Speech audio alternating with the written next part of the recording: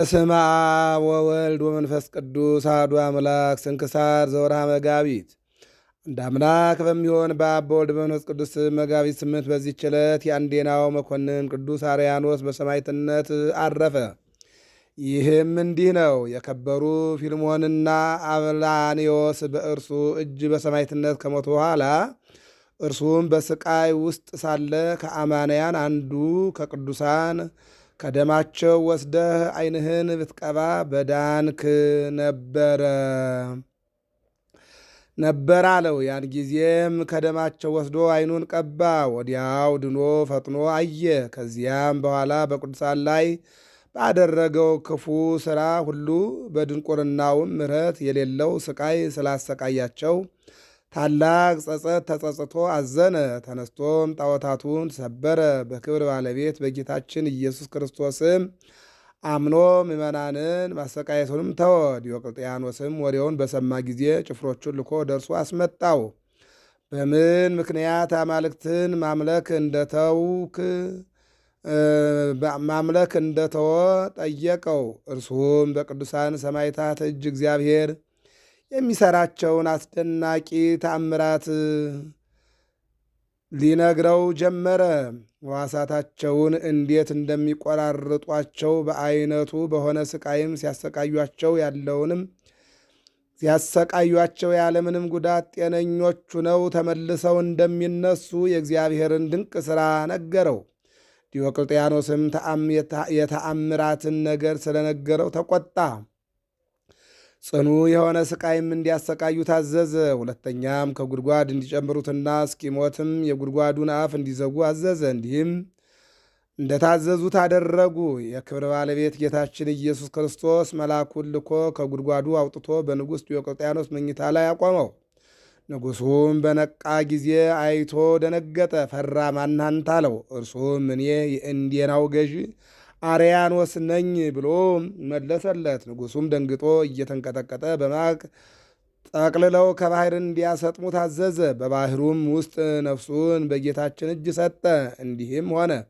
ቅዱስ አርያኖስ ዘመዶቹንና አገልጋዮቹን ሲሰናበታቸው እንዲህ ብሎ ነገራቸው። ለሥጋዬ እርሱ እንደሚያስብና ወደ አገሬ ወደ እንዴናው እንደሚመልሰው በሌሊት ራእይ እግዚአብሔር አስርቶኛልና እናንተም በእስክንድርያ ወደብ ሥጋዬን ጠብቁ አላቸው። ባሰጠሙትም ጊዜ ጌታችን ዓሣ አንበሪን አዘዘ። አንበሪውም ተሸክሞ ወስዶ በእስክንድርያ ወደብ አውጥቶ በየብስ ላይ አኖረው። አሽከሮቹ ከዚያው ይጠብቁት ነበር።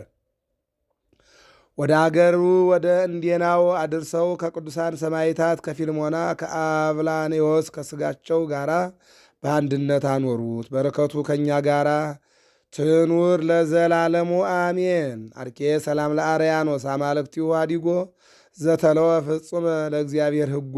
ዲዮቅልጥያኖስ ምዑክ ቢጻራዊት ዘይሃውቆ ዲዮቅልጥያኖስ ምዑክ ቢጸአራዊት ዘይበዝህ እምድኅረ ደፈኖ አፈ ግብ መሪህ መልተ ምስካቡ ንጹሕ ተረክበ አሪጎ። ሰላም ለአርያኖስ አማልክቲሁ ሃዲጎ ተለወ ፍጹመ ለእግዚአብሔር ሕጎ። ዲዮቅልጥያኖስ ምዑክ ቢጻራዊት ዘይዛወጎ እምድረ ደፈኖ አፈ ግብ መሪጎ መልተ ምስካቡ ንጹሕ ተረክበ አሪጎ። ቅዱስ ማትያስ ሐዋርያ። በዚችም ዕለት ደግሞ በአስቆሮቱ ይሁዳ ፋንታ የተሾመ ከ12ቱ ሐዋርያት የአንዱ ሐዋርያ የማትያስ የዕረፍቱ መታሰቢያ ሆነ። ይህም ሰውን ወደሚበሉት ሰዎች አገር ወንጌልን ይሰብክላቸው ዘንድ በሄደ ጊዜ ወዲያውኑ ይዘው ዓይኖቹን አውልቀው አሰሩት። ምግባቸው የመጻተኛ ሰው በድን ስለሆነ ልማዳቸው እንዲህ ነው። መጻተኛ ሰው ሲይዙ ዓይኖቹን አውልቀው በእስር ቤት ያኖሩታል። የያዙበትንም ቀን ይጽፋሉ። 30 ቀንም ሲፈጸም ሳር ያበሉታል። ከዚያ በኋላም አውጥተው አርደው ይበሉታል። ሐዋርያ ማቴዎስም ታስሮ 30 ቀን ሳይፈጸም በጌታችን ትእዛዝ ሐዋርያው እንድርያስ ወደ እርሱ ደረሰ። የአገሩ ሰዎችም የሚሰሩትን ክፉ ሥራ አይቶ አደነቀ፣ እጅግም አዘነ። እስረኞችንም ሁሉ አውጥቶ የአገር ሰዎች ወደማያገኟቸው ቦታ አኖራቸው። እነርሱ ግን ሁለቱ ሐዋርያት እንድርያስና ማትያስ ተገለጡላቸው። የአገሩም ሰዎች ያዟቸው፣ በአንገታቸውም ገመድ አስገብተው እስከ 3 ቀን በአገሩ ጥግጥግ ጎተቷቸው። ሐዋርያት ስለዚያች አገር ሰዎች ስለ ድህነታቸው ወደ እግዚአብሔር ጸለዩ። ያን ጊዜ ከወህኒ ቤቱ ምሰሶ ስር ውሃን አፈለቁ። ውሃውም ከፍ ከፍ ብሎ በሀገር ውስጥ እስከሚያጥለቀልቅና ወደ ሰዎች አንገት እስከደረሰ እየበዛ ሄደ። በተጨነቁና የሕይወታቸውን ተስፋ በቆረጡ ጊዜ ወደ ሐዋርያት መጡ። በፊታቸውም ኃጢአታቸውን እየተናዘዙ አለቀሱ። ሐዋርያትም በክብር ባለቤት በጌታችን ኢየሱስ ክርስቶስ እመኑ እናንተም ትድናላችሁ አሏቸው። እሊያ ሁሉም በክብር ባለቤት በጌታችን በኢየሱስ ክርስቶስ አመኑ። ሐዋርያትም አስተማሯቸው፣ ገሰጿቸውም። የአንድነትን የሦስትነትን የመድኃኒታችን ሰው መሆኑን ምስጢር ገለጡላቸው። ደግሞም ይህን የአራዊት ጠባይ ጌታችን ከእነርሱ ያርቅ ዘንድ ጸለዩላቸው። ከዚህ በኋላ በአብ በወልድ በመንፈስ ቅዱስ ስም አጠመቋቸው። ያ የአውሬ ጠባይ ከእርሳቸው ርቆ ሰው የሚመገበውን የሚመገቡ የዋሆች ቅኖች ሆኑ።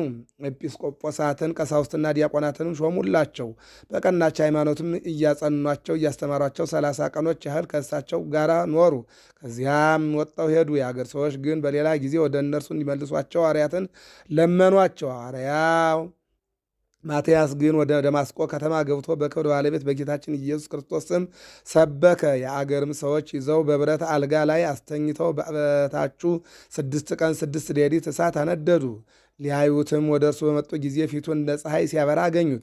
ሥጋውንም ሆነ የራሱን ጠጉር ወይም ልብሶቹን ምን እሳት አልነካውም። እጅግም አደነቁ። አሁንም ዳግመኛ 24 ቀን እስኪፈጸም ድረስ ሐዋርያው ቅዱስ ማትያስ በተኛበት በዚያ የብረት አልጋ በታች እሳቱን አነደዱ። ከዚህ በኋላም ከእሳቱ ባወጡት ጊዜ ያለምንም ጉዳት ጤነኛ ሆኖ አገኙት። እጅግም አደነቁ። በክብር ባለቤት በጌታችን ኢየሱስ ክርስቶስ አመኑ።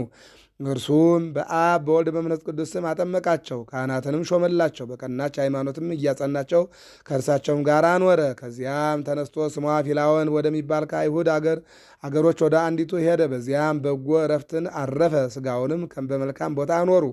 ስጋውም በሽተኞችን በመፈወስ ታላላቅ የሚደነቁ ስራዎችን ታምራትን ተገለጡ።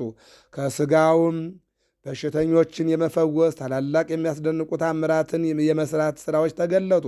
ልዩ የሆነች በረከቱም ከእኛ ጋር ለዘላለም ትኑር አሜን። አርኬ ሰላም ለማትያስ ዘተሃሬ ወተፈቅረ ህየንተ ይሁዳ የለቁ ምስለ ሐዋርያት ህቡረ ከዊኖ ማትያስ በላይ ለእኩያን ሄረ ስጋ ወልደ አምላክ ሲየሰይወሙ ወደሞ ክቡረ ተውላጠ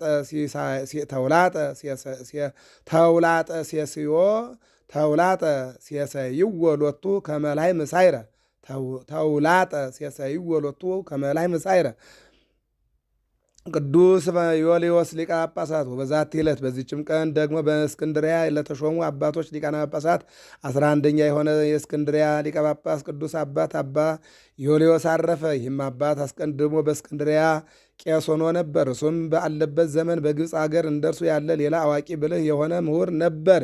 የክብር ባለቤት በሆነ በእግዚአብሔር ፈቃድ በእስክንድሪያ ሊቀ ጵጵስና ተሾመ። ብዙዎች ድርሳናትንና ተግሳጻትን ደረሰ። የሹመቱም ዘመን